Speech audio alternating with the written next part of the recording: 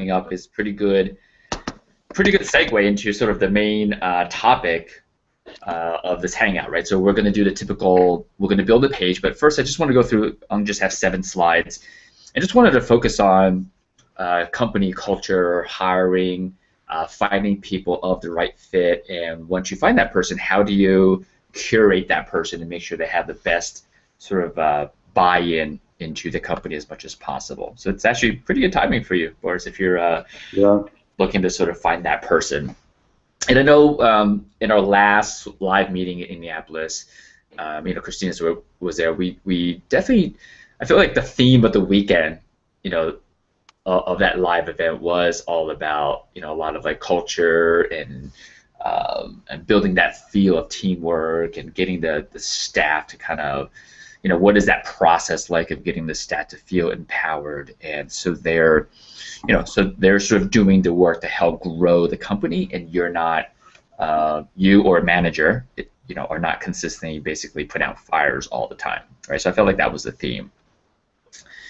And so I'll jump into the slides, right? So essentially, to me, I think one of the things that I've been interacting with a lot of therapists, I get emails all the time, right? So from people that have questions and things, and it's such a common thing that I've been answering recently for some reason, is just about like, how do I get my staff to, whether it be to perform, to be empowered, to just like self-problem solve, to get along. I know, I had an email actually from Human who was like, my new therapist is great, but she's not getting along with another staff member, and how do I handle that situation? I don't know. It just seems like it's a pretty common thing. So I was like, well, let's focus on that during this hangout. And so I feel like one of the things that I've learned really in the last year from talking to friends that have grown their companies just fast. I mean, we're talking like 0 to 100 million in 3 years fast. I feel like they have such a good system down of curating their staff, and even from the front end, the hiring process. So I just wanted to share some of the things that I've learned from them that we've implemented. That's worked really well with just finding the right people and then having them make sure that they sort of connect with the rest of the team members. Right. So if you have any questions as I'm going through, just kind of jump in. Just unmute yourself if you're muted, and then just kind of jump in. We can make this totally discussion. It doesn't just have to be me lecturing the whole time. Right. So I feel like the key, some of us may feel like we're always, putting out some type of fire, and I've talked about this a lot. And so I feel like the key is just getting the staff to realize like you're not their fire putter outer, right? So they're feeling empowered. And one of the things that we can do that is by having this amazing, sort of happy company culture. And I know some of you have already gone through the process with me, where we kind of define like your mission, your purpose, like a defined sort of values, of your company. One of the things that, I've seen work really well is when you're interviewing, a lot of times we're interviewing based on what I consider capacity, right? So there's questions essentially defining like how good the candidate is, which is, how are their problem-solving skills, and how are they multitasking skills, how intelligent they are, how good are they at communicating. And typical interview questions would be like, they'll say, I'm good at blank, and you would say, well, tell me a time where you use that talent, that skill, that knowledge to help the company grow, or to get returns on the company, or to add value to the company.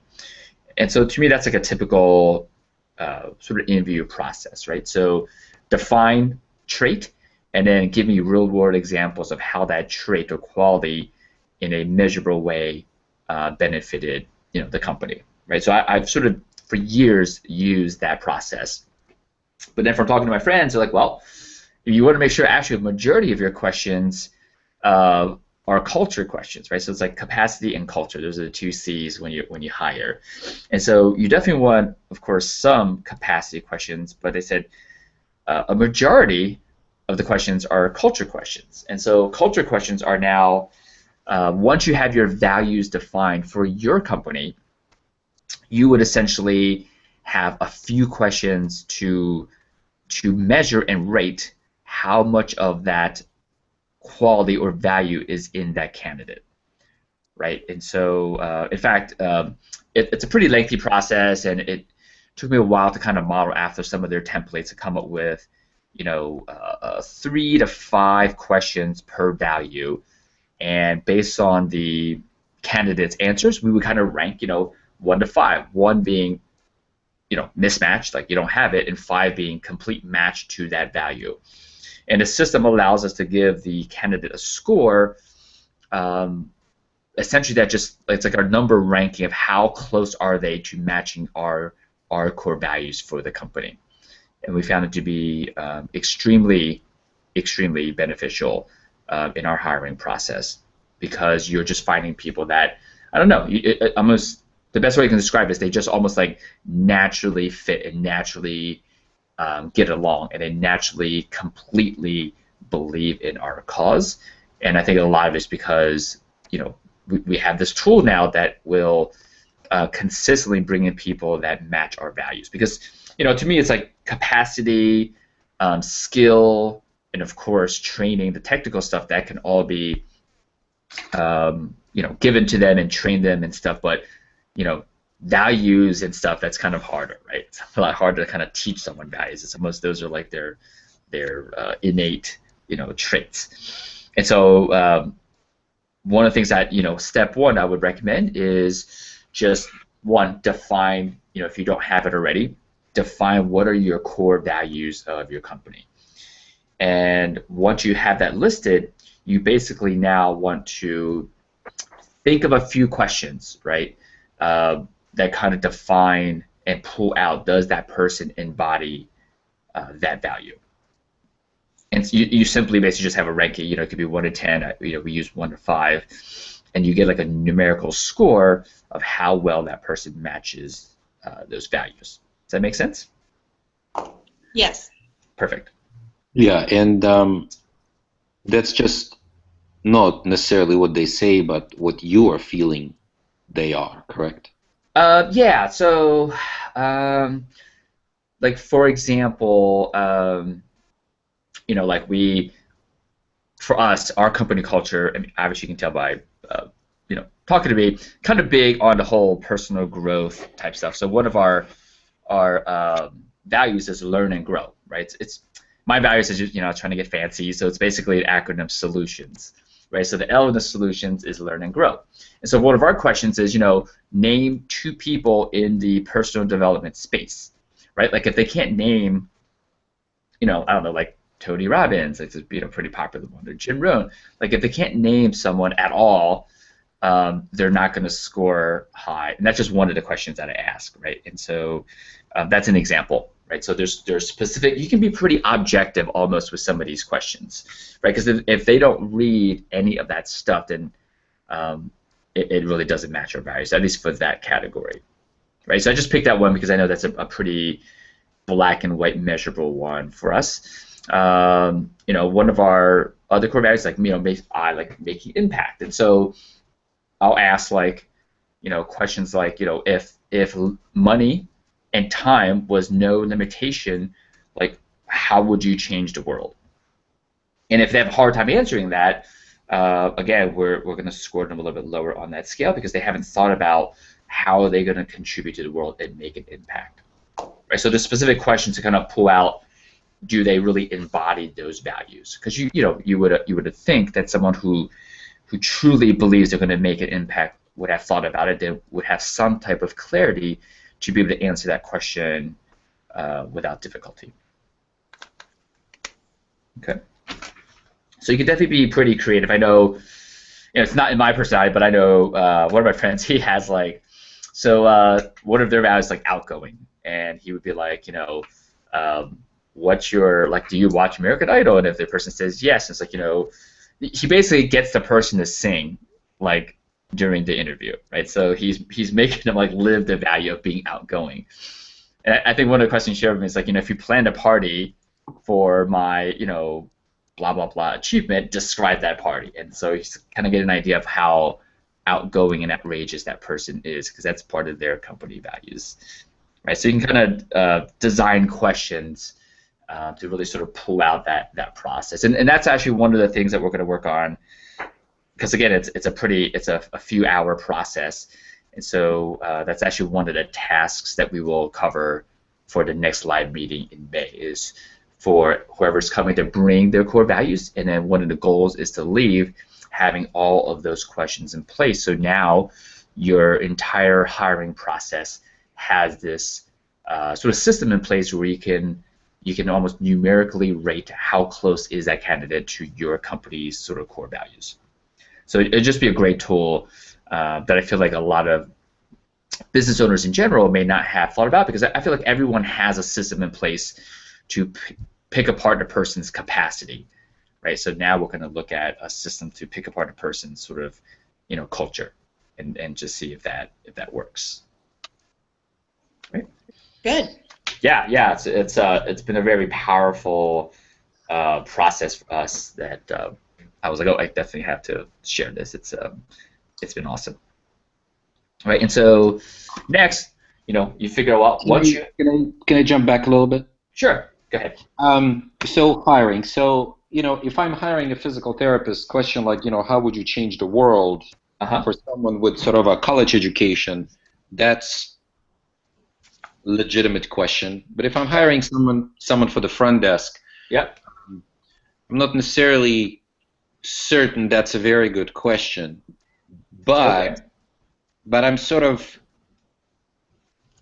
I just don't think that people who I'm about to pay, $12 an hour, they think about changing the world. Or sort of prepared. However, like there are certain traits that I am expecting at that level. And so, like for example, friendliness, right, and just liking people in general, and work ethics is important. So I can sort of focus on those traits and try to kind of pull those out. Am I reading you correctly? Yeah. So I still feel like you're leaning towards capacity, right? So to me, being friendly, which is a trait that would serve the front desk position, is in a way still a capacity.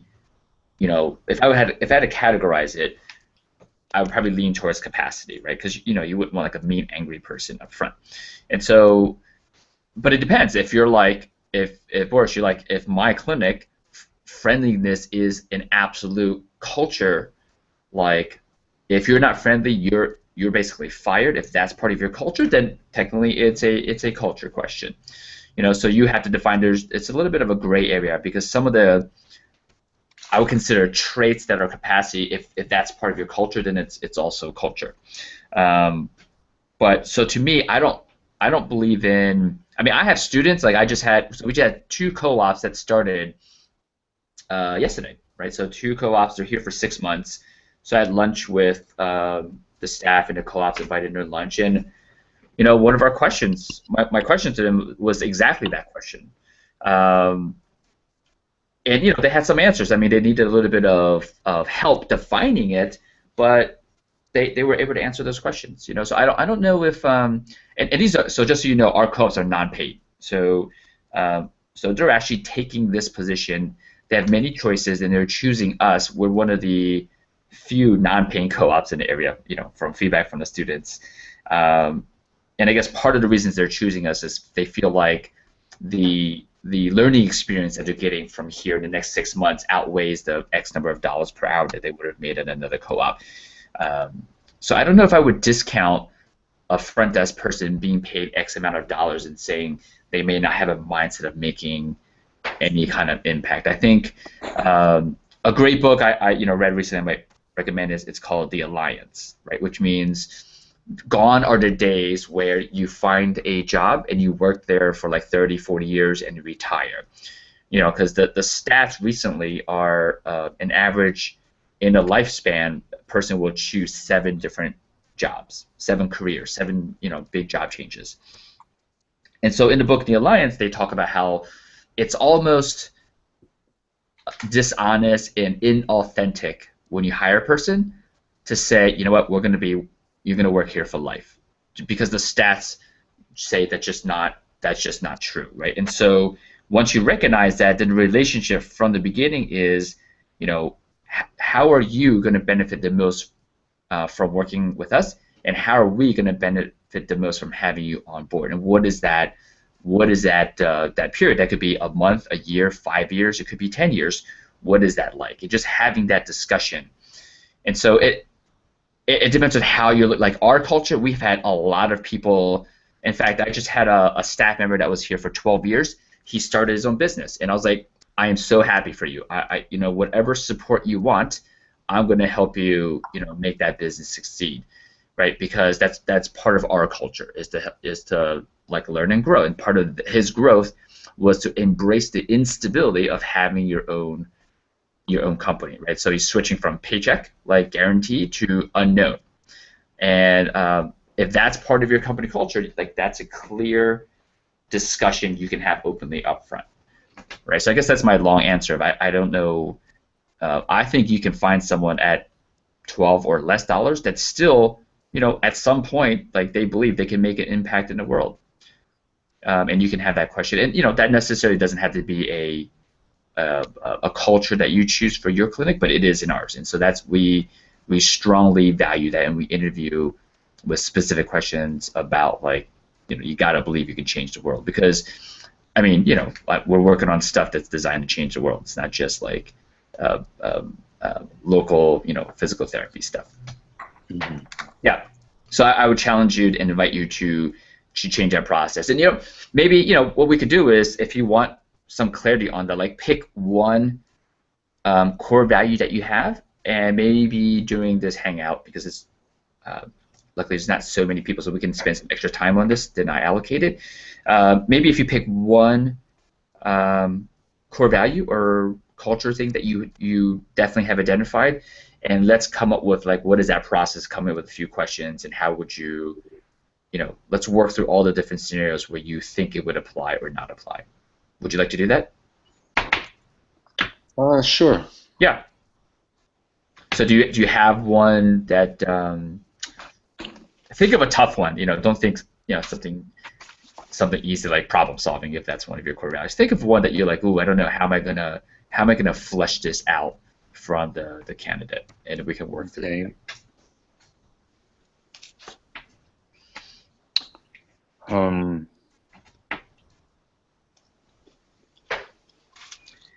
And if you're having a hard time with that, one thing we could do is, Christina, if you have one in mind too, because it doesn't matter who, as long as we go through one, I feel like we'll sort of see that process.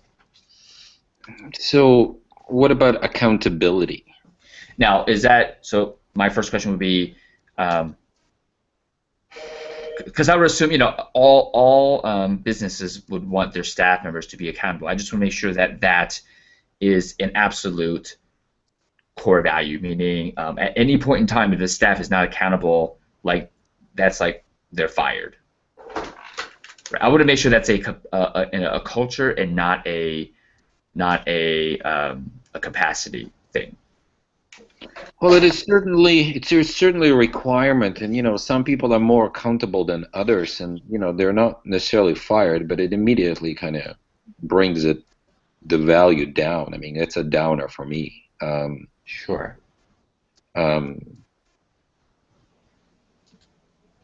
Okay. What about compassion? Is that? Sure. That might be a good one, just because that is not as left brain as being accountable. I feel like when I hear accountability as a culture, it typically is a capacity type thing. Like, of course, I would think you wouldn't want all staff to be accountable, right? Right. Right. So I think compassion would be a good one. I think that's a little bit less left brain and a little bit harder to kind of flesh out compassion, out of a job candidate. And so let's brainstorm, right? So let's say compassion is a culture, right? And so keep in mind, I don't want to pick also compassion just because it is like a touchy-feely thing. I want to make sure that is truly a strong part of the culture of your practice, right? And so my favorite go-to answer is, if someone is not compassionate, would you fire them?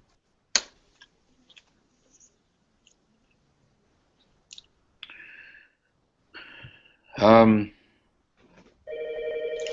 that would be one of the, like, say, top 3 things that I would fire for. Okay. Not just that by itself, Yeah. but if that's being combined with something else, Okay. let's say like a poor performance, I don't need them on my staff. Got it. Okay. Okay. Just want to make sure that it was that high. Okay. Yeah, and so how would you like, let's say I'm a potential PT. Let's just kind of brainstorm. What are some questions you would ask aside from are you compassionate? What are some questions that you can ask kind of flush out their level of compassion?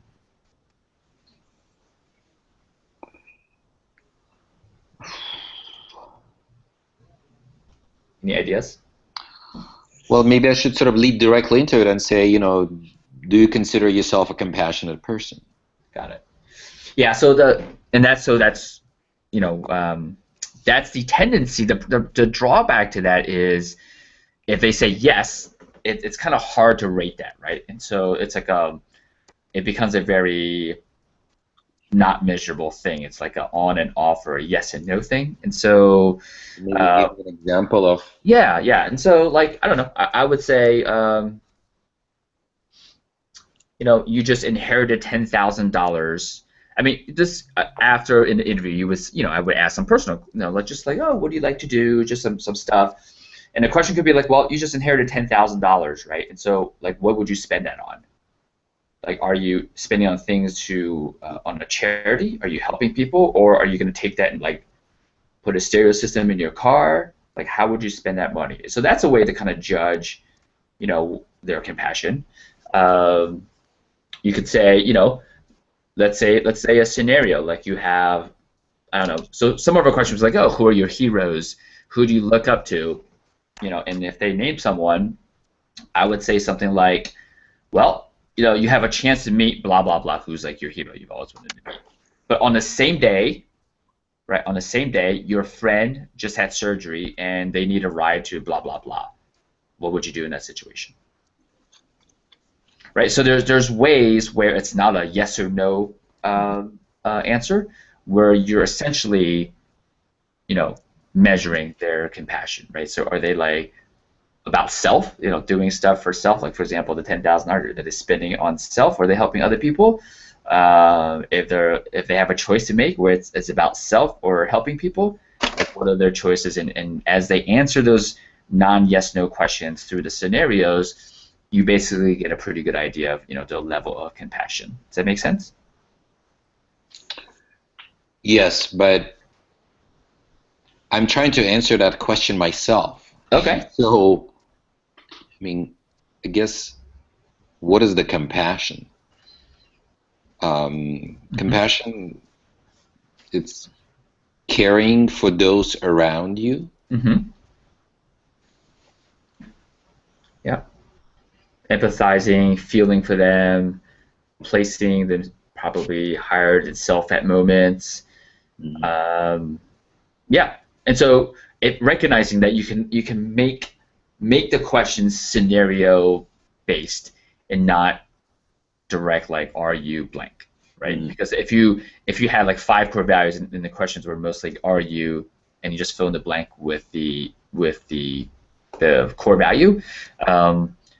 One, I would think because I don't know, if you ask someone, are you compassionate? Not many people, even if they're not compassionate, are going to say no, right?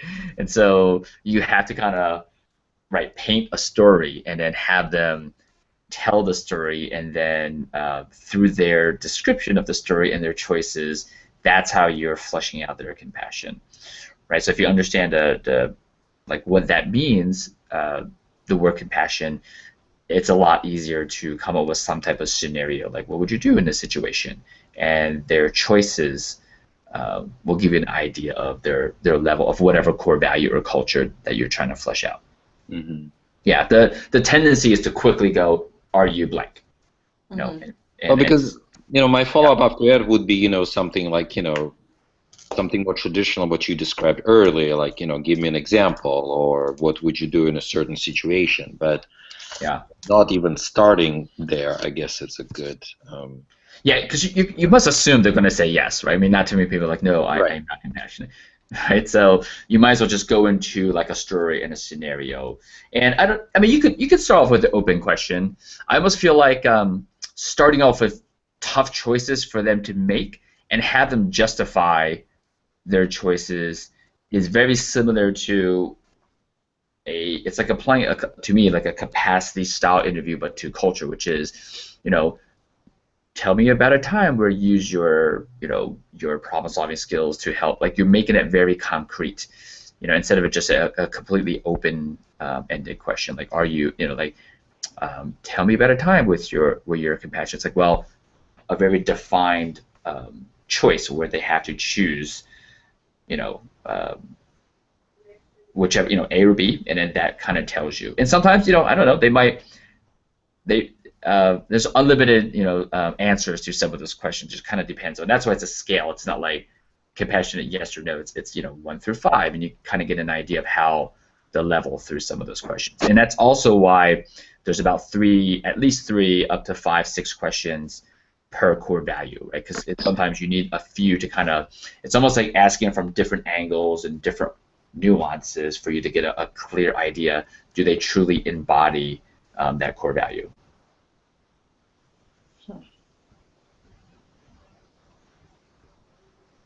Was that clear, Yeah. Boris? Yeah. Great, great.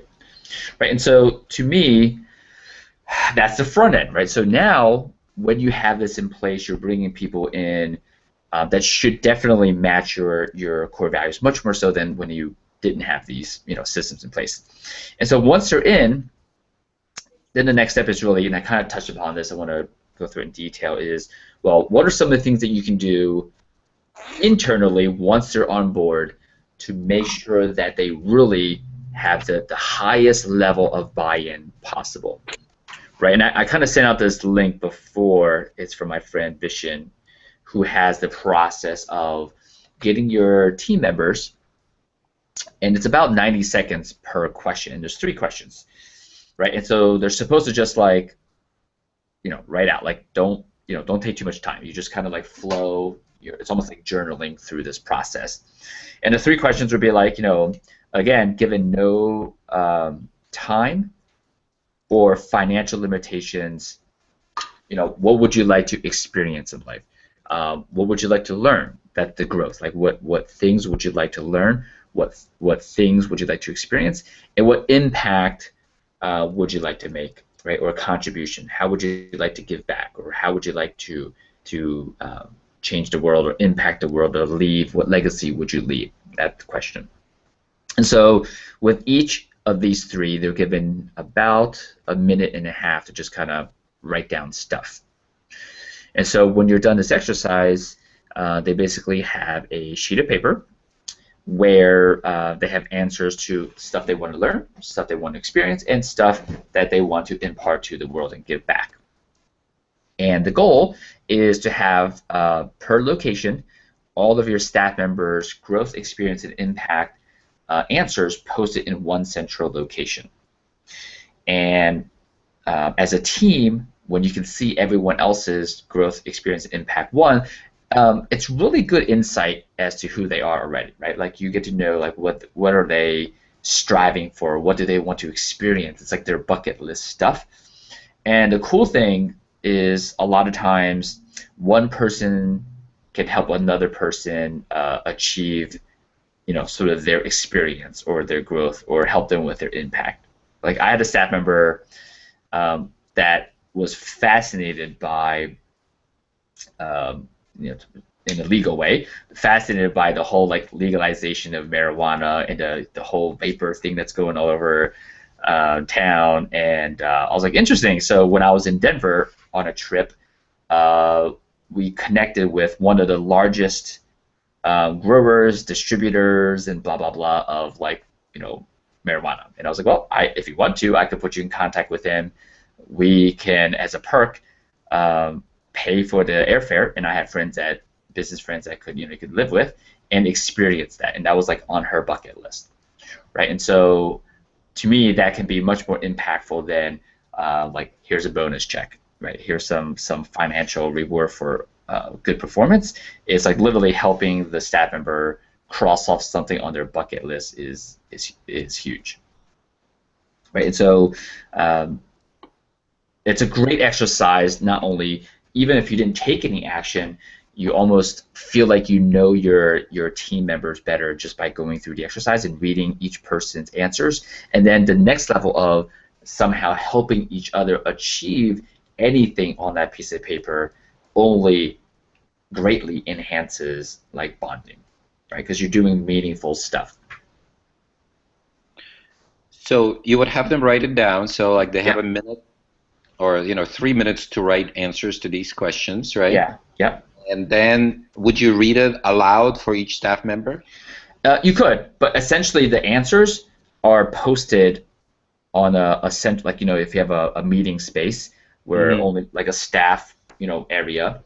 Yeah. They're essentially posted on one wall, central wall, and so at all times anyone can read theirs and everyone else's, right? So it becomes community information, and so you build this culture, right? Ideally, so when we first rolled this out, right away so we had everyone read it, and right away I was like, oh, that's perfect. I can make I can make this demo trip happen, and so that starts it gets the ball rolling. Like, okay, we're establishing this culture of we're going to help each other, achieve each other's growth, experience, and impacts in any way, right? And so it becomes very powerful for the team to, I'm a huge fan of like team bonding, growth experiences. We have retreats and stuff, but this is ongoing. It's kind of cool to kind of have each other problem solve each other's, and help each other with their experience and growth and impact stuff. Yeah, we did this at a clinical director retreat, and it was interesting that some people had the same goals. Yeah. And then to find out one of them was a mission trip.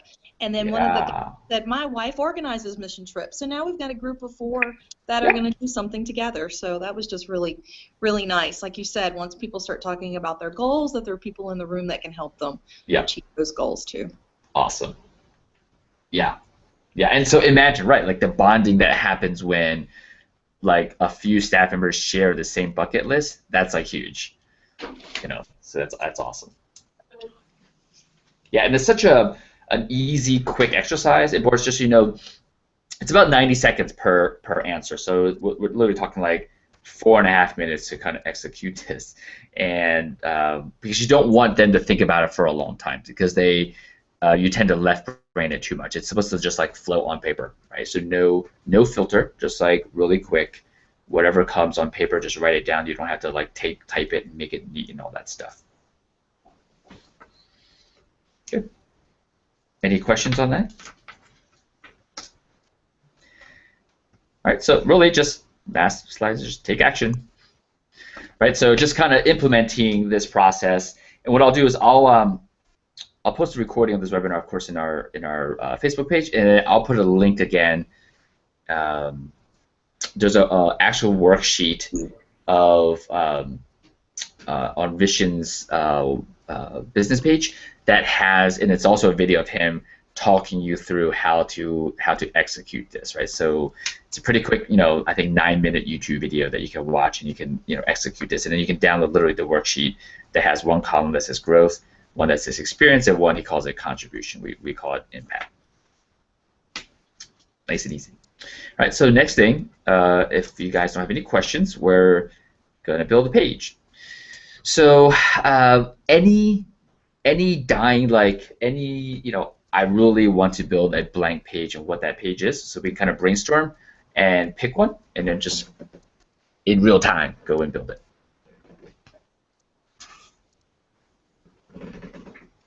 Anything? I have no sort of a burning question, but okay. Like right now, I'm just, I just thought of it, but right now I'm kind of in the midst of trying to kind of register people for the run that we have. It's a fundraiser for autism and another organization that kind of deals with that. And there are 4 weeks left. It's on April 25th. Okay. So I was wondering, I mean, I could put some sort of a sign in or some sort of a link to it. I mean, I would advertise on a Facebook and so on and so on, but I wonder if maybe something could be done better. So maybe some sort of, I guess it would be page for event. Right. So walk me through the funnel now. Like, what's the flow? How do they learn about it? How do they sign up? Sign up is on the online registration page. Okay. And then it kind of walks you through the usual steps and a site. Do you use like a service? Yeah. Is it like a third-party platform or? Yeah, it's a third-party site. It's called Data Bar Events, if that's helpful. Okay. And so, just trying to think. I'm just trying to throw it out there. Yeah. If Christine, if you have a better suggestion, or Steve, if you have a plan, let's go for it. Okay. Yeah, I'm just thinking with an event, if you're already using a third-party platform, you might want to stick with that, just because if you bring it into this process of using a landing page, and then trying to tie this into a back-end system that, like, I don't think this will integrate, for example, with that system, right? And so there's going to be a much more complexity, a much more almost, it's like adding work to make it manual. When someone registers, and you got to like go in and add it into the other thing. So if you're already using another platform, you definitely want to use that platform for registration. Now, that doesn't mean that you can't build a page that collects a lead, and then the thank you page, once they opt in, is the registration page. In other words, you can add an additional step in this funnel if there is of benefit for that. Now, for me to help you decide, is that beneficial, I need to understand a little bit more about the event. What are you guys doing with the registrants? How are you guys monetizing this? What is the intention and the goal? Like, if I know that information, I can help you decide, does it make sense to add in, for example, a page you can imagine that says, give me your email. And once you get their email, then the next page is the event registration page. And so what ends up happening is there's a chance that some people may not want to fully register. I don't know, maybe they're just learning some type of information, and you only have their email.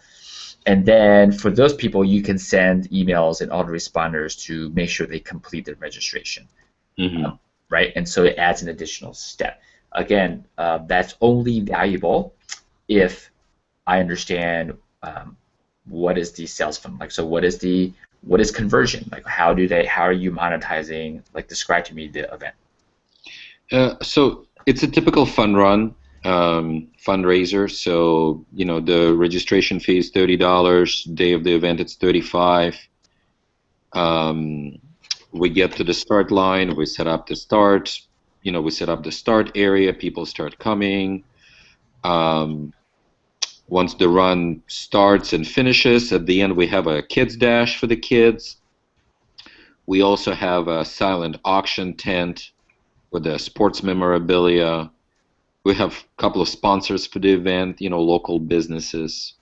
And all the proceeds go to the local organization that deals with autism, with education and early intervention programs and stuff like that.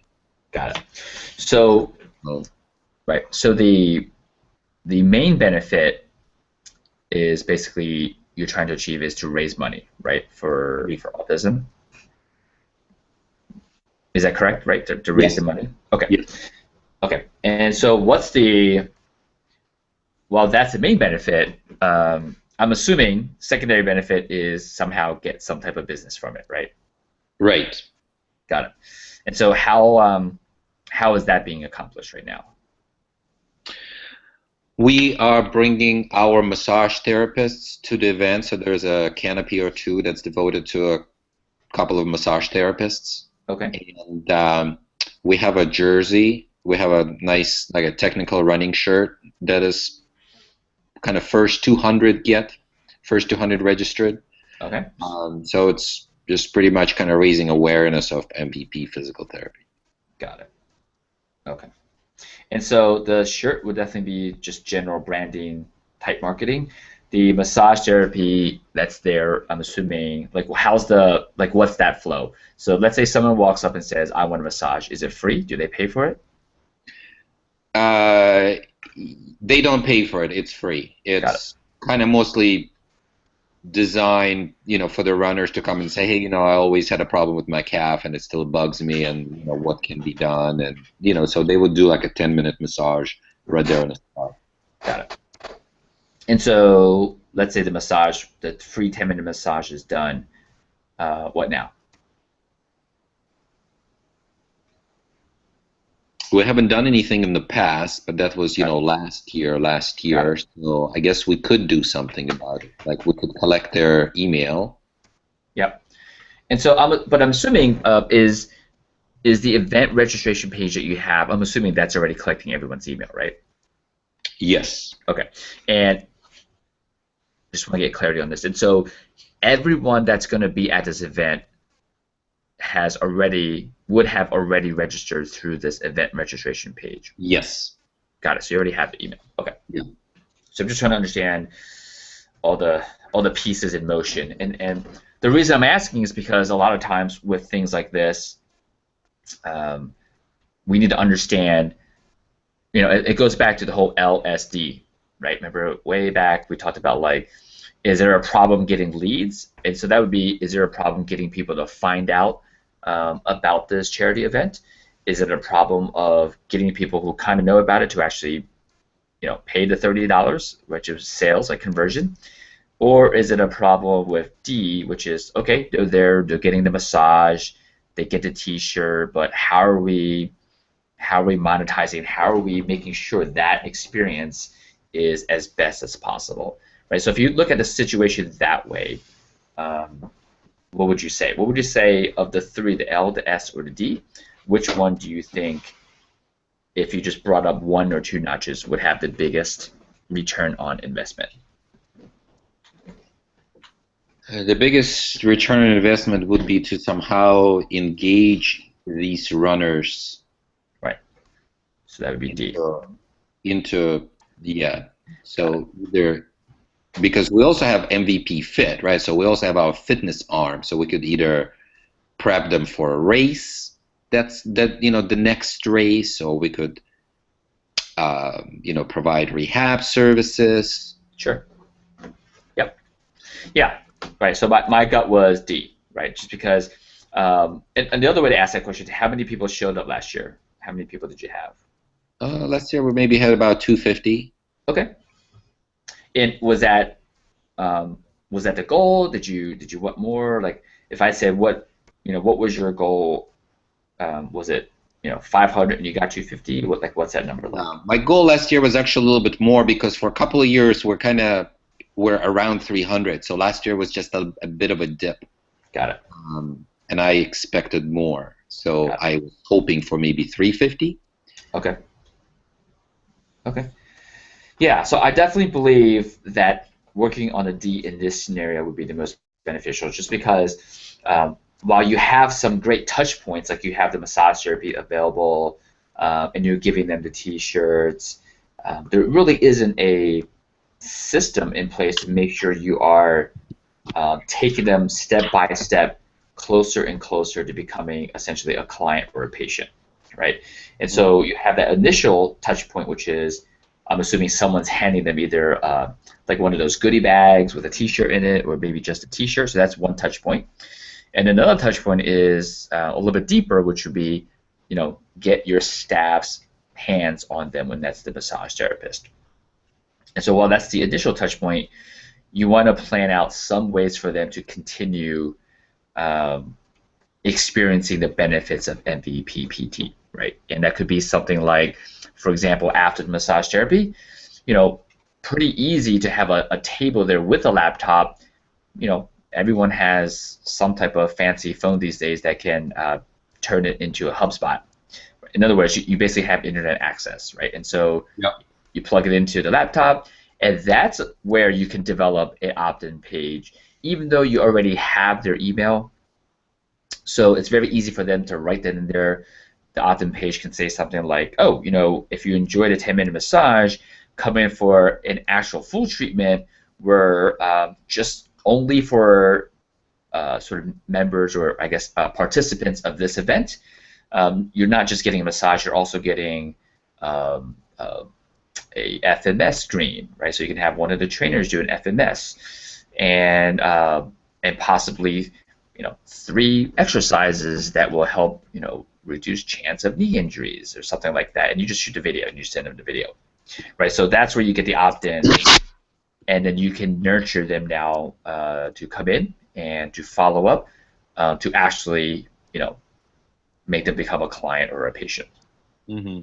That's what I would do, right? And so that's like an opt-in page you don't put online. It's just at the event only. Just makes it a lot easier to capture their interest, like to continue that journey, with you. So that's one step, and two, it's a running. So the 250, just again, so I can picture the event. So that's 250 runners, right? They're all basically running. Runners and walkers. And walkers. Okay. Okay. And then aside from the T-shirt, which is nice, like they wear around town, and it's got your logo on it, are you giving them anything else? There's age group categories and prizes for each one. Okay. I mean, we were doing a little goodie bags with a couple Yeah. of things from the sponsors, but those have kind of gradually fizzled out. As there hasn't been a good focus, and the sponsors didn't really care about it either. Right.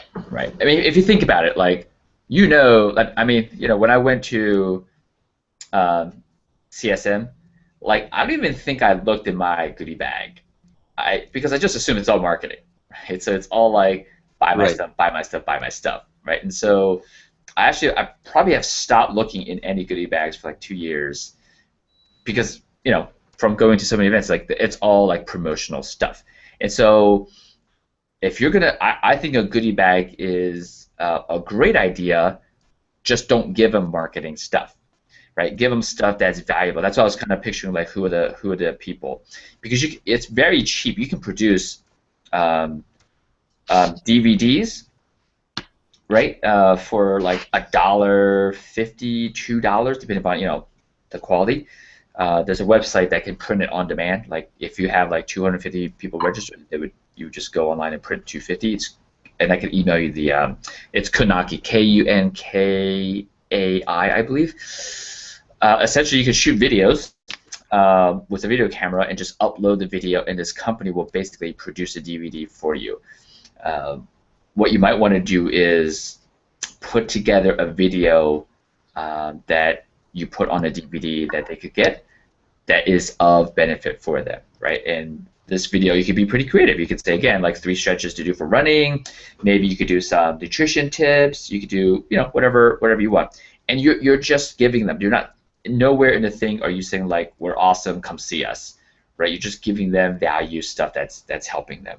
And the cool thing about this is you can now go to the sponsors and ask them. I don't know who your sponsors are, but hopefully some of them can contribute additional value in these videos. Like, for example, I'll make up stuff. Let's say one of the sponsors is a shoe company. It would just make sense, like a running shoe store. And maybe the owner or the manager or someone qualified at the store also makes a video, right, that you add on that says, how do you choose the right running shoe, right? Because a runner might want to know that. And it's just information. And so you can be pretty creative and go back to the sponsors and think what type of additional information can they add onto this DVD that's going to help the runner in all types of ways. And they're going to consume the video, and again, while they're doing that, obviously you can always just stick your logo somewhere, bottom left, bottom right, and you're essentially marketing to them, but by giving them value instead of the typical brochure, which is we treat this and this and this and this, and we're awesome, please come in. right? So you have a month, which is a good amount of time to execute that. If my focus is on that. If yeah, and so or you could Right. you could delegate that to a staff member. Right. Yes, we do have someone like that. I still need to put them in touch with people. Yeah. Yeah, and so I feel like if you were able to execute that, you're gonna see a pretty high return on time and investment versus like a shirt and stuff. Yeah. Mm-hmm. Yeah. Could we also, after the run is over, email, put it on the YouTube channel and just Sure. send them all a link and kind of say, hey, here's a gift for you from all of us. You Just could. check it out, right? Yeah. You could create a page on your site that has all the videos that you would have put on the DVD Uh-huh. and just say go to this webpage as a gift to you. Sure, you could do that. Yeah.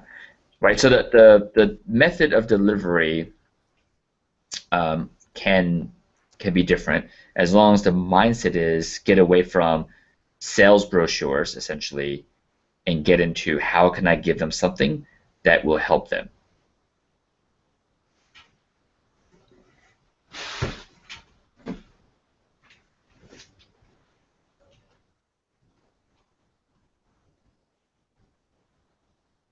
That make sense? Yes. Good. Yeah. Yep. Yeah. So I think if you approach it that way, it just builds good. Um, I don't want karma, whatever you want to call it, but it basically adds to the community. And so at the massage table, once they get a massage, and then there's an opt-in page, we're just confirming their first name and say like email and phone number, right? And then we would contact them later to say schedule like a 30-minute massage, correct? Yep. Yeah, you can come up with the offer, whatever offer you want. I would think in this scenario, it'd be kind of cool to do like a 30-minute massage, and then if you sort of opt in now, you also get the FMS screen or something like that, right? So now you're going to expose the runner to two arms of your business instead of just one. Yeah. Can I ask you, what is the FMS screen? Oh, functional movement screen. It's Gary Cook, like PT, came up with a standardized method of detecting essentially, I guess, general muscle imbalances in the body. If you just Google like FMS, I'm assuming it would come up. Okay. Yeah. And so you can get like FMS certified and all that fancy stuff, or you can just get order the book, give it to a trainer, be like, learn it, do that. It's pretty simple. Yeah, I mean, we actually, I think I touched upon this before. Like, we don't use the FMS. Our internal system is a little bit deeper. Any therapist can come up with like a screening process. So if you don't want to use the FMS, you could design your own, couple movement screening process and teach it. The one benefit of the FMS is a lot of consumers now know about it, and so if there's some type of brand value when you say, "Oh, we do the FMS." I see. Yeah. And so I will say that you had mentioned advertising on Facebook to get leads, which can be very effective. Just make sure that if you're doing that process, I would think it makes sense to have an opt-in page and have the thank you of the opt-in page be the registration page, and then just create a series of autoresponders, to kind of get that person to go back in and register if they don't. And you can imagine if you get the name, first name, and email, and they don't opt in for the runner, they're still on your list, and over time, as you give them, and they're probably interested in running, right? So you can dump that into a bucket in constant contact, and you know that this group of people segmented are runners or interested in running, and you can always market to them with additional offers down the road after you give them more running tips and stuff like that. Like, in other words, you can still get them to be a patient or client even if they never came and participated at this event. Yeah. Yeah. And so I should mention, are you, like, if I'd said, Boris, do a Facebook ad, who would be making that ad? Would it be you? That would be me. Got it. Okay. I have very hard time finding people who are interested in that. So. Got it. Okay. I mean, you guys have marketers on your staff. Why not them? Well, the person who is I don't think commitment and accountability is there. So, and I'm not in charge of that person either. So. Got it. Just trying to understand. Okay. I asked them to take over with, the Facebook, and while I would provide content, and it was yes, and then nothing was done for 4 days, and I was like, what happened? Well, I just couldn't get to it. It's like, that's not gonna cut. Got it. So. Okay. Anyway. Okay. I'm just trying to understand. The reason I asked is because these days, I mean, this stuff is changing and progressing so fast. It's crazy, and so I part of me was like, well, let me show you, some Facebook ad stuff, but I feel like it's a disservice to you. I feel like if I teach you this stuff, you're like, well, because I now know it better than other people on my team, I'm going to be the one doing it. But it's definitely not the best use of your time for you to be doing the Facebook ads. That's my fears. Like, I feel like if I give you that knowledge, it's a disservice to you, right? But I can try to think the best way to handle this. So, I mean, I would highly recommend somehow getting a staff member to learn that process. And there's all kinds of, I mean, I could make videos and show you, or there's all kinds of courses that you could buy for roughly $100, so you can pretty much know how to do it, and just have us empower a staff member. It doesn't have to be a super high level person. It could be a $12 an hour person, because you give them the training materials, right? And they're the ones that are learning it and executing it, and not you. Because at this point, creating Facebook ads is not the best use of your time. Now, I will say, if you're really good at Facebook ads and that whole process, that's an extremely valuable position. I mean, I have friends that charge $8,000 a month. So remember the way back we were thinking about hiring this person. He was $3,000 a month. Now he is $8,000 a month. Same service. He's just that much better, and he can charge $8,000 a month. And that's on top of how much you want to spend on Facebook. And that's just to have his team working for you, because Facebook has become very, it's that much better to advertise on Facebook, but it's a lot more complicated than just creating an ad and sticking it on Facebook these days. If that makes sense, yeah. So what part you referring to as complicated? Did they add something new, like something about target audiences? Or? Yeah, so if you're not retargeting, you should not be advertising on Facebook, right? And so... Hold on. If you're not retargeting? Yeah.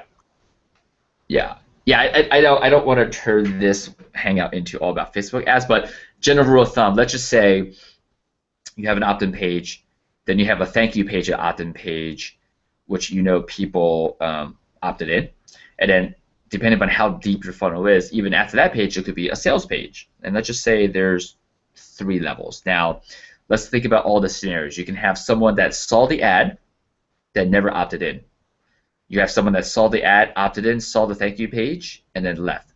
Then you can have someone that saw the ad, opted in, saw the thank you page, and then took whatever offer you wanted to give them, right? And with each scenario, you can put a different code on each page, and that will tell Facebook where in that funnel, how deep did that person go. And based on the behavior meaning did they saw the page and leave, or did they go all the way through? You would run specific ads knowing that they stopped there, back on Facebook, and that greatly enhances conversions. And the Facebook knows who those people are? Yep. And will Facebook tell me who those people are? Yep. So they will give me the list? Yep. Yeah, it's crazy powerful. But again, it's a lengthy process, right? So yeah, I just it's not going to be the best use of your time right now. And so and that's what I mean by if you find a staff member, knowing how powerful it is and knowing that it is much more than just putting an ad up. It's now if you create one funnel, just so you know, let's say if you create a funnel with only 3 steps, right? Opt-in, thank you page, and there's 2 pages, but there's 3 steps because the people who may not opt in, right? So let's just say you have an opt-in and a thank you page. So now there's 3 scenarios because there's people who may land on the page and not opt in. That's the 3rd scenario. And so you technically need to create 3. So you have the original ad to the original landing page. Now you get to create 3 separate ads based on what happened when they saw that page. And each of those ads has their own funnels, right? So one funnel becomes, 3 additional 4 funnels, right? So it's exponentially more complicated to set up. But when you do, it takes a good amount of time, your return on investment skyrockets. Yeah, right. And so if they're basically saying, and all my friends, just so you know, I was on a trip and I spoke to people who are spending $100,000 a week on Facebook. Yeah, and the reason is they're getting 200 to 570% return on their investment.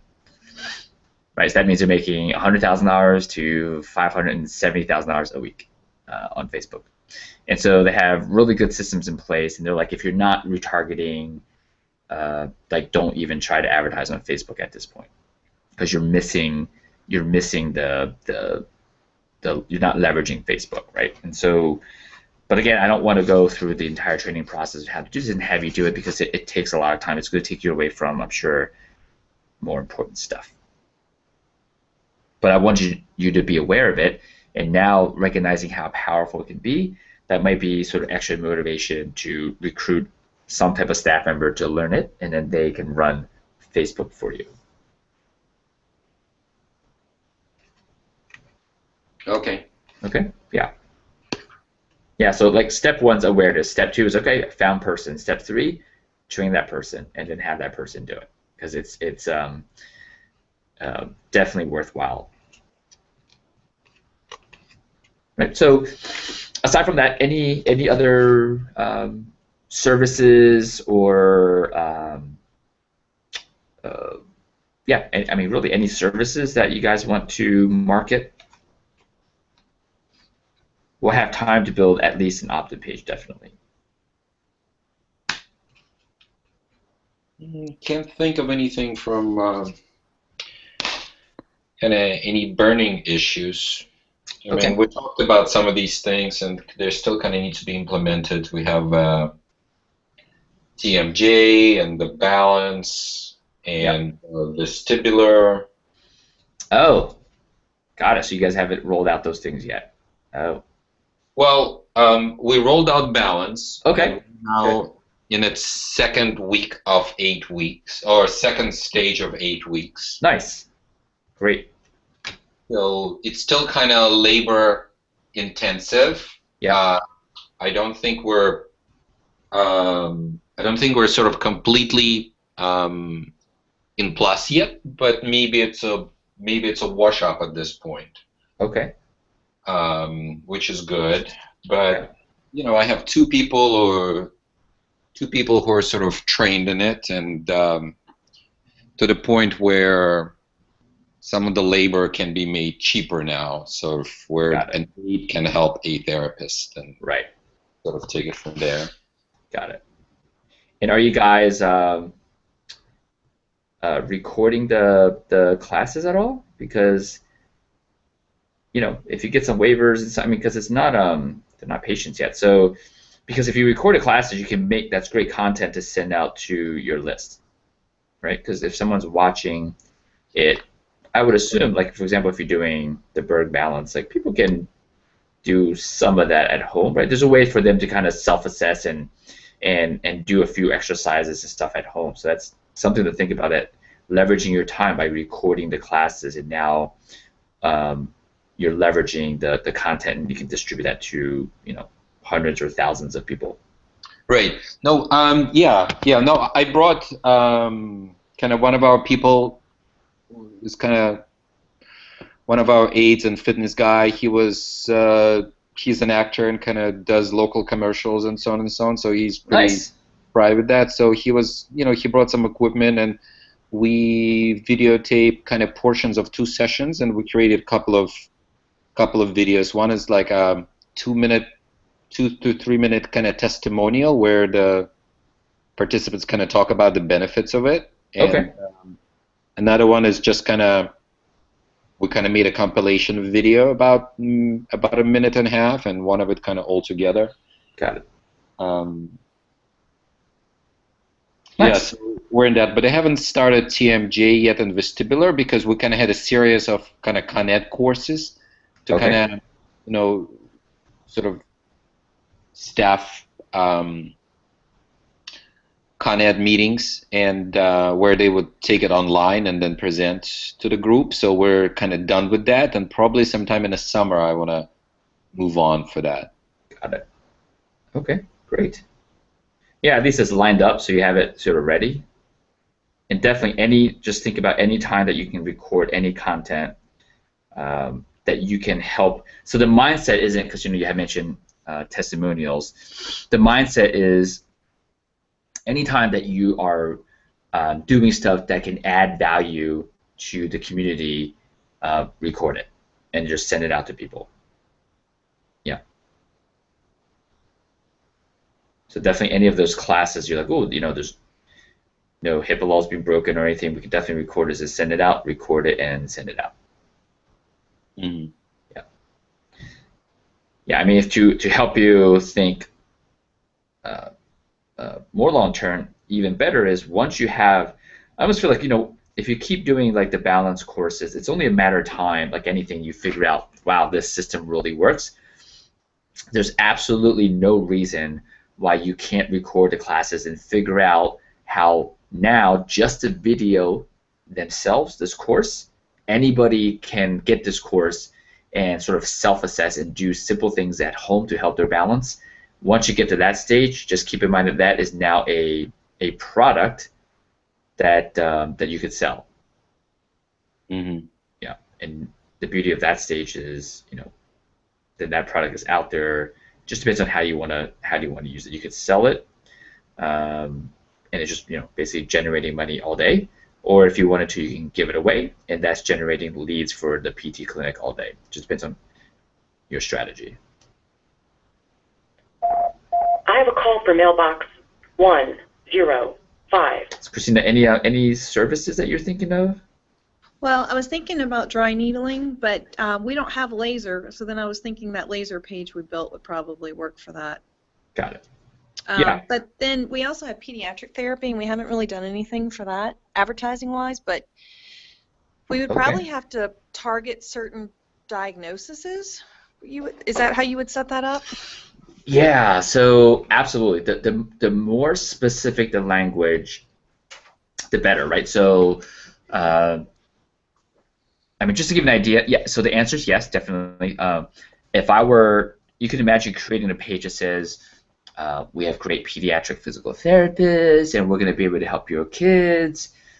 That's not as powerful as our pediatric physical therapists are, we've treated X number. You can make, I'm sure you can look back at it. So we treated 334 kids with blank.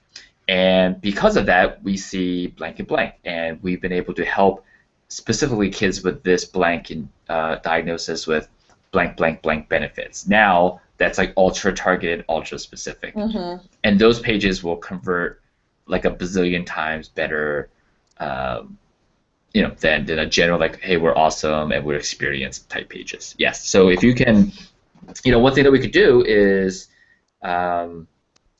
I mean, we won't have time to create all these pages. However, if you come up with, if you do the groundwork of coming up with the diagnosis and the benefits that your therapist could provide patients with those diagnoses, if we have that information, we can crank out page after page, and we can do that maybe at the live event. Okay. It'd be very easy because essentially once we template out one lead page, we clone it, and we just fill in the blank with the different diagnoses and the different benefits. Okay. Yeah. All right, I'll get that list together. Yeah, that would be awesome. And so the great thing about that is those ads, again, we can come up with a strategy how to distribute those ads, and you can find just the right people online who have and who are looking for that information. It's pretty simple to target that. Yeah. Okay, good. Yeah. And just so you guys know, we're internally testing some of our fitness pages, sales pages. We're doing ads. So on Facebook, I can say, show me all the moms, right? Moms with kids, between ages 35 to 45, who like the movie. I'm trying to think, which movie did I first start with? The Princess Bride. Sort of a cult classic, a lot of people like it. And so our sales page has language where I take movie quotes from The Princess Bride to share a story.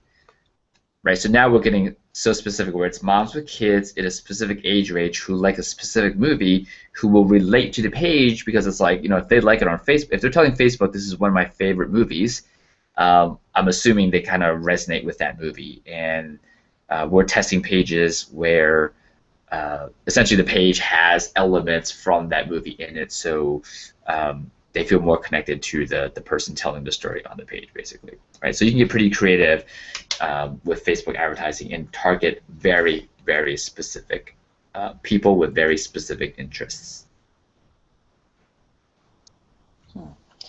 That's great. Yeah. So we can definitely talk about that. Yeah, I'm pretty excited for pediatric PT. I feel like basically, if you look at the demographics of Facebook, it's slowly morphing into the older crowd. All the younger crowd people are on Instagram and Pinterest. So Facebook is your adult playground now, where it's your moms and stuff are on Facebook. So it can be very effective at targeting them with very specific ads.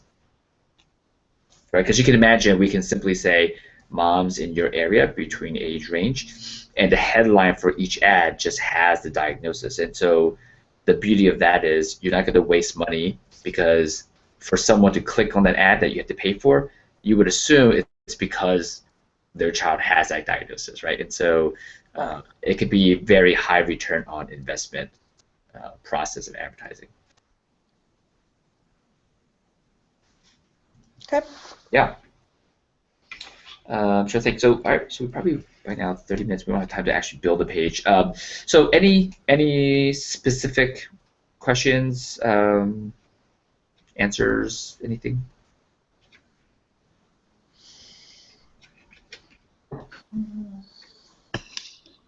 No, I don't have any at the moment. Okay. Just okay. So as Christina was talking about, sort of a specific pediatric diagnosis, which I think is a great idea. Which you could say, for example, Sever's disease and Asgard-Schletter disease, and just change the words, but it's basically the same type of landing page, right? Right. And so you can really kind of target that specifically, on the internet and on the Facebook. Now, and that made me think of, so I've developed a little bit of a kind of total hip and knee kind of rehab protocol. Okay. Not a protocol, but just sort of program. Okay. And, I mean, that's something that can also sort of be sort of a targeted the same way. So what would be the steps without going into the logistics? Yeah.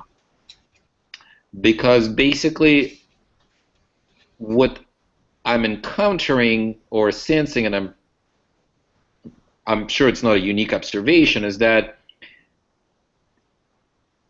they're being sold on a lot of stuff prior to surgery, and then once the surgery happens, they end up being a little bit dissatisfied if their expectations are not met. Sure. Because they think they'll be guided, and so unless it's a hospital-based program where they're stuck to it, they're not guided. Yeah. So how would I approach that? Yeah. A couple of things. So do you plan on is this an ad that you plan on doing online? Is this a handout that you're producing that you can now network with surgeons and say, give your patients this? Like, what's the distribution? I'm thinking online. Okay. I mean, I will say, but it can also be a handout to all our older patients. Yeah, like if you sure. I mean, the ideal distribution, of course, would be, I mean, if you can get that handout in the surgeon's office and have a relationship where they're handing out that, like what to expect before and after surgery. I think we might have talked about this. Like this alone, this idea, if you had the time to make that business alone could be a multi-million-dollar business, right? Just because it's such a common complaint that we all hear from patients, which is afterwards, it was like, basically it was like the surgeon was done with me. I was like, well, I kind of felt like, well, what do I expect? And so there's almost like a big gap between, like you said, like they're done surgery and like what's next, what to expect, what should I avoid, what should I do, how can I speed up recovery, all that stuff. If we actually came up with a really comprehensive brochure that does all the work for the physicians, you can sell the idea to the physicians and say, look, your patients are going to be happier, right? Because it's all about setting the expectations.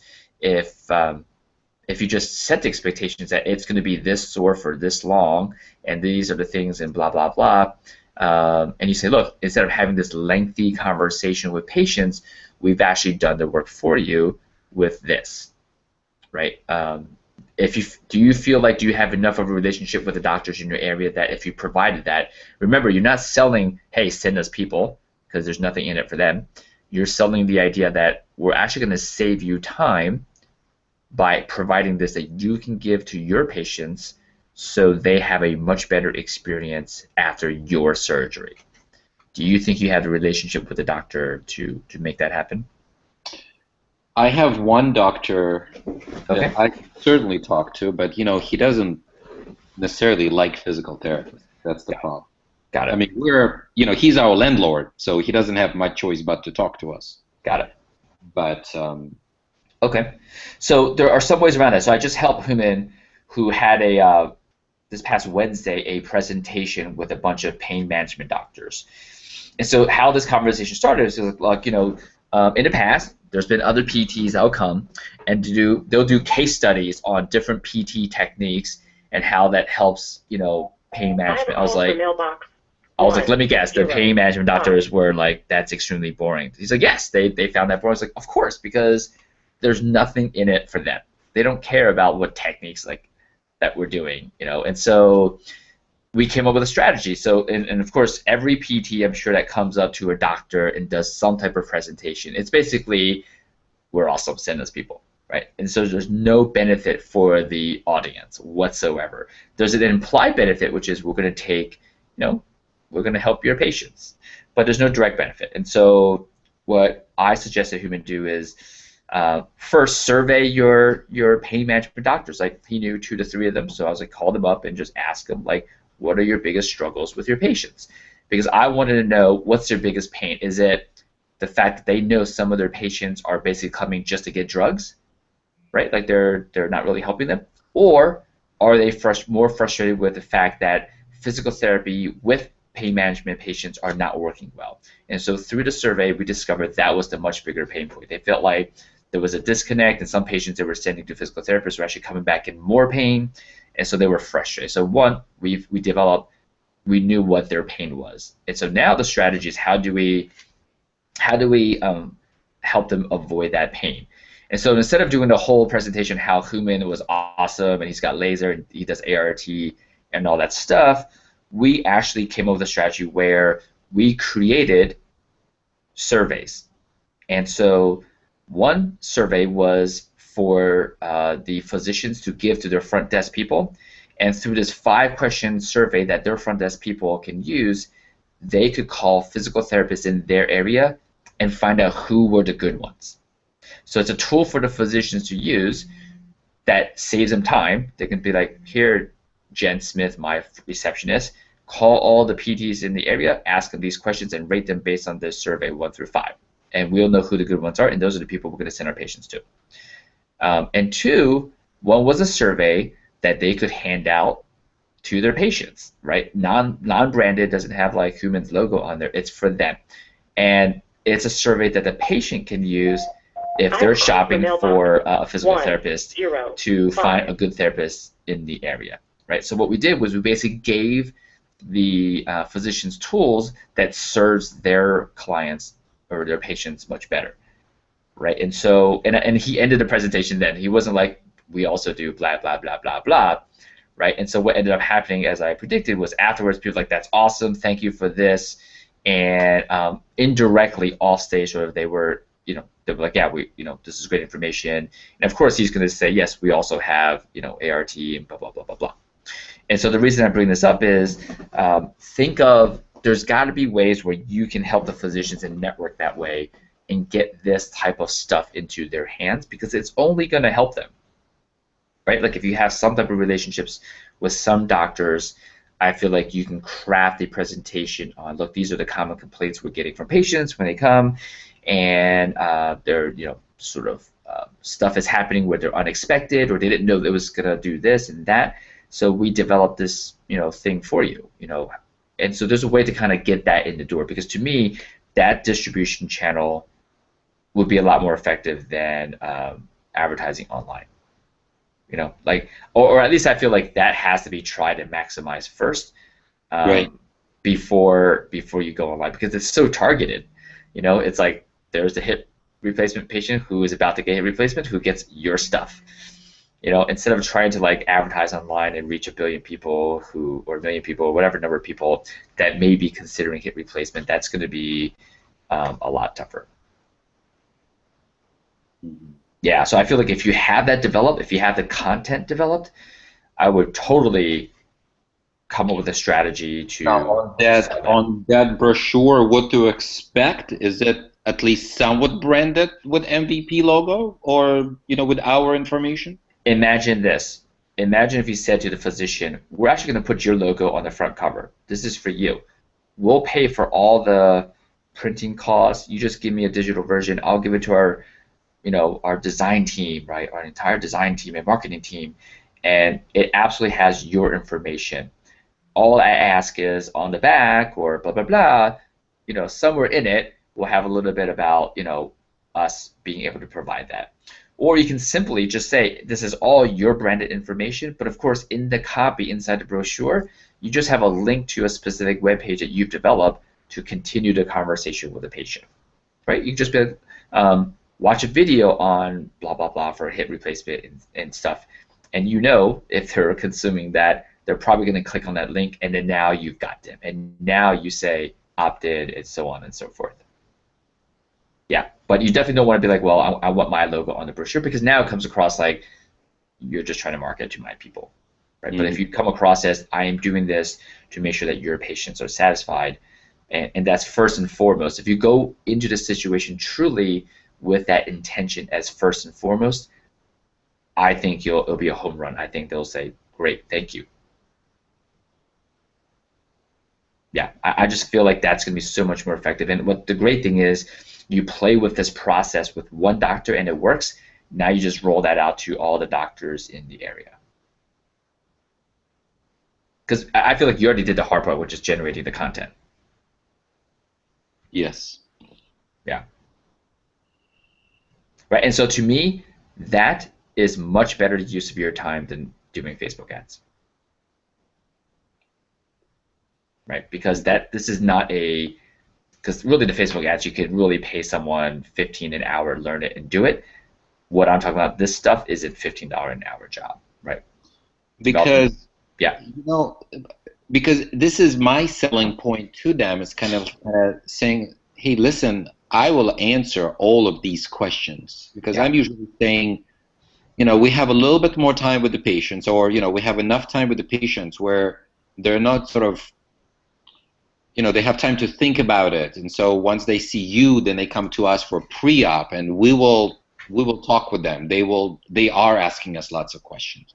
We're explaining them afterwards why their leg is shorter or longer, because they're afraid to ask you. Sure. And how it's not a big deal, type of thing. So, so like, to put it all into the brochure, that kind of takes the words out of my mouth, and even though subconsciously they'll probably will send me those people, but that sort of has been my main selling point. Like, hey, I have all the answers, type of thing. Yeah, and so good. So I will say, from day one, when I first visited a doctor many years ago, and I was like, yeah, I really don't like this. And so my mindset has always been figure out ways to take the power away from the doctor being the gatekeeper, right? Because you're still having the mindset of, I want them to send me people. Why not give them something that they give the patients that you now are directly marketing to the patient? There is no gatekeeper. It's what the drug companies have done in this country, right?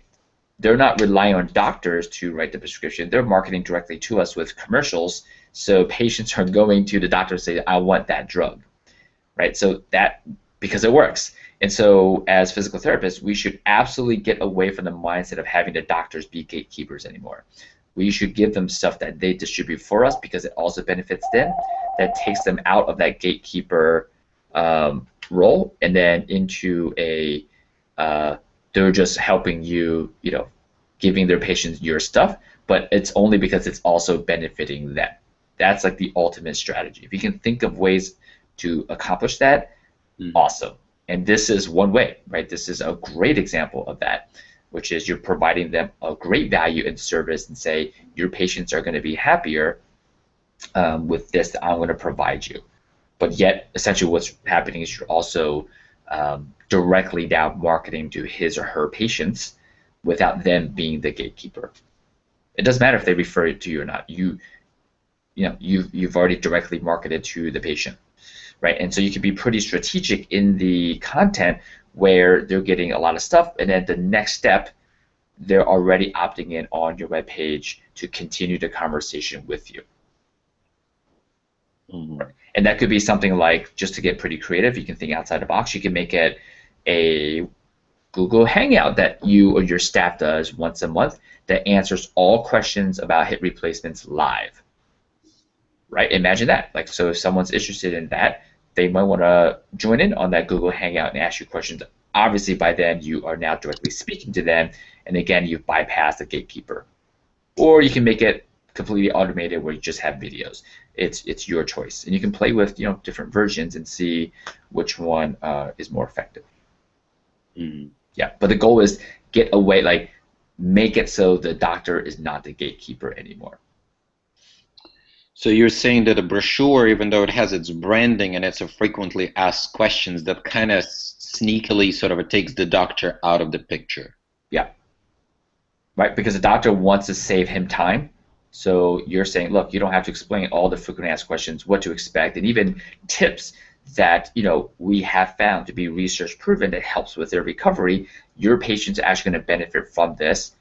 We're actually going to put your logo on there. And just in the frequently asked questions and some of the tips, you can just say, look, do this and this and this, and actually, once you've done that, go to this page, and we're going to give you more to-dos. And that page leads them to a page on your website.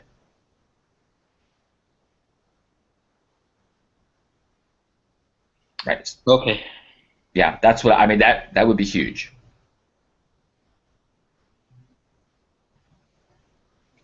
I love that idea. That's great.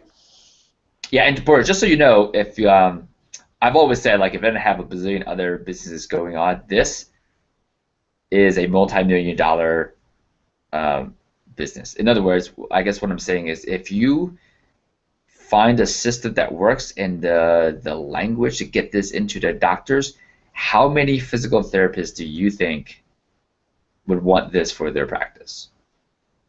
You know, if you went to a physical therapist and say, look, for X dollars, I actually have an entire system. We have the content that you can go to your knee replacement doctor, your hip replacement doctor, your back doctor, and we've tested this for the last blank years. You're going to be able to get your brochures into their office, and they're literally going to send, give that to their patients. And we have the system on the back end where they're coming back to your website, and you're directly now, getting to treat them. Who would not want that? What outpatient orthopedic facility would not want that? Just something to think about as you're creating this. I'm a big fan of leveraging. So as you get this system down, absolutely, this in itself can be a huge business that you package together and sell to other physical therapists.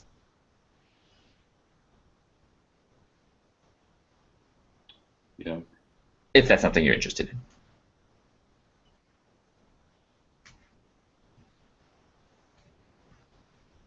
Does that make sense? Yeah. Great. Yeah, and so while that seems daunting, I will say at some point, if you're like, yeah, we have figured it out, I can put you, I actually don't have the time to do it, but I could totally connect you with, I'm sure, some PT marketer out there that they could do the marketing and sales, and you have all the content, and you guys just like split profits. That's pretty easy to do. Okay. Just to get you extra motivated to complete that task. Right. Yeah, because that's actually something I thought about for years. I'm just like, I don't have the capacity nor main interest to do it, but if you do, I can totally. It's absolutely a huge viable business.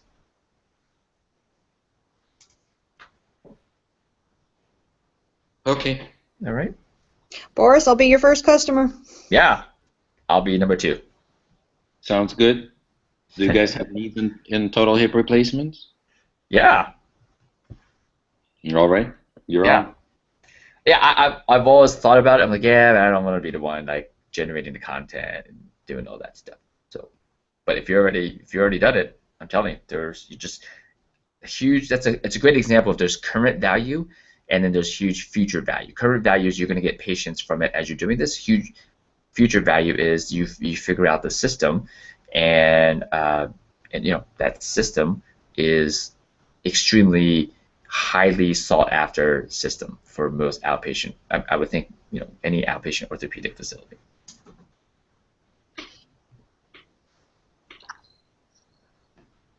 Sounds good. Sounds good. Great. All right. So, is there any questions? If not, we can end it. I will be posting. So I'll post a link to the video on if you haven't implemented the growth experience and impact, what he calls a contribution system. I'll put that right in the same thread as this webinar. And try to think, make sure something to do. So definitely for Christina, think about the diagnosis and the benefits for each diagnosis. And then in May, we'll crank out those pages. And for you, Boris, definitely connect with me about this whole process. I can help you through the language and what that funnel looks like. And try to think what was else. Oh, Facebook. So absolutely, I would set definitely an intention to find a staff member that is detail oriented and a good problem solver, and talk to that person and say, look, would you like to be paid an extra blank, hours, right? If it's a part-time person, that fills that role. Say, look, let's make you full-time. I pay an extra 10 hours a week. Should be good enough to have you get your Facebook advertising up and running, right? And you don't have to do any of the training because all that stuff is out there available. Mm-hmm. Yeah. Right. So once you find the person, reach out to me.